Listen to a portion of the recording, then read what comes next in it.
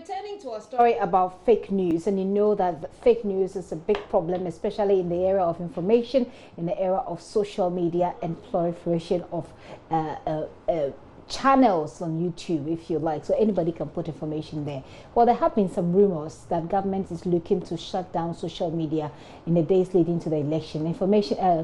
Deputy Communications Minister George Anda says those that information being spread out there are lies. My colleague Justice Bedu was at the conference at which he was speaking, and at that conference they sought to deal with social media, fake information on social media. So Justice will tell us a bit more about that, and then we talk about your comments. What do you think? Like I said, we put a question on our Facebook platform for you to comment on that. We'll see what you think about it. So Justice, it's good to have you.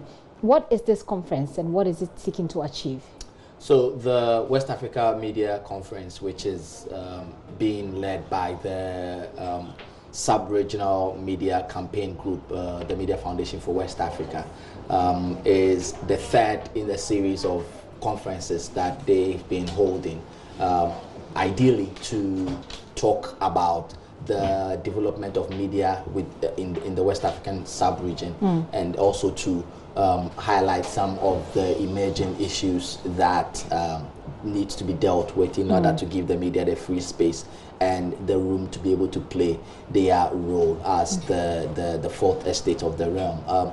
This year, according to leaders of the conference, the key is to look at how fake news, the threat that fake news poses, especially to the organization of elections in Africa.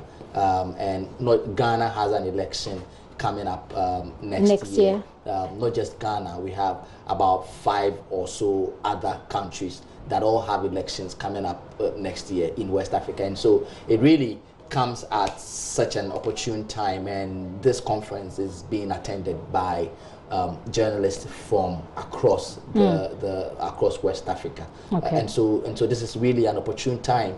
And one thing that is key is there's people who have come in from Facebook, which is the biggest platform now for fake news, to respond to what they themselves are doing to ensure. We'll talk about what they expect. I will talk about what they expect these media companies to do. But we put a question on Facebook. We asked people to give us their comments. So the question was, how does fake news impact elections?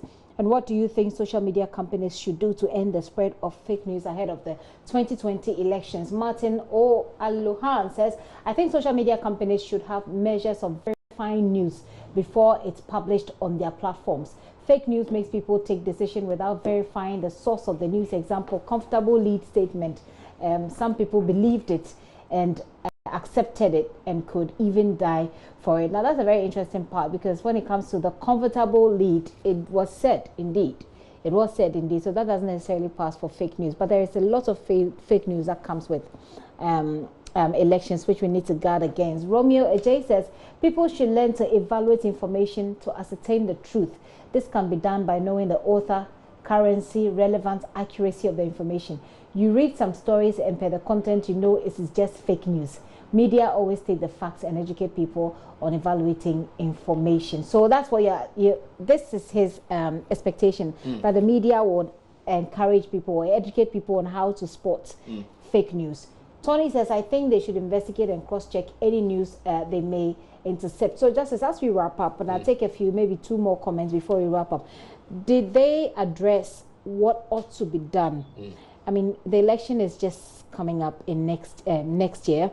There are rumors that government intends to manipulate social media somehow. The minister says this is not true. But do they provide any assurances, cogent assurances, that the space will be properly regulated, not censored, even as we go into election 2020? So Facebook was there, represented by its sub-regional person who is in charge of election, who says that the company is aggressively working to produce technology to effectively deal with the issue of fake news. He, of course, and I'm sure we all admit how difficult it essentially is tackling Facebook. If you look at how social media itself is, especially in the time of elections. But he says, if you've looked on your Facebook, there's this fact check pop-up that they've introduced, which essentially works around the clock to check clickbait headlines which are fake, which really are not coming from credible websites. And recently we've seen quite a lot of those, and so that is being done. They also, because they own WhatsApp, as in the company that owns Facebook also owns WhatsApp. And it's also, WhatsApp has also become a very fertile ground for the spread of fake news. They are doing a lot of things, one of which has recently been to reduce the number of people who can be in a WhatsApp group to, I think, about 250.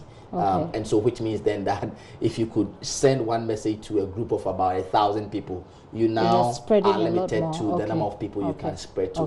And they would continue to work in some of these innovations to ensure that the issue of fake news is effectively dealt with. I think that we should continue having this conversation as we go into the election 2020, because social media is a big deal. We know what it has done in several countries, so we need to have this conversation as we go along. So let's wrap up with a few more of your comments that you shared with us on Facebook about how you think we can deal with social media and the spread of fake news. Isaac Jima said, and who spreads the fake news apart from the NDC? If anybody can give me evidence from any other quarters apart from the NDC, I'll go on a hunger strike for 90 days. Okay, well, let's not politicize this, really. Promise Agbonu Herom says, Heroman, I think fake news will end if only social media companies stop spreading fake news, which is what Justice is saying, that the WhatsApp and Facebook say they want to do. Justice, thank you very much for coming. Thank you very much, Kitty. Justice Baidu was at the WAMECA conference that's looking at how social media and the spread of fake news can be mitigated during elections. So we'll be keeping our eyes glued on that as we follow the discussion.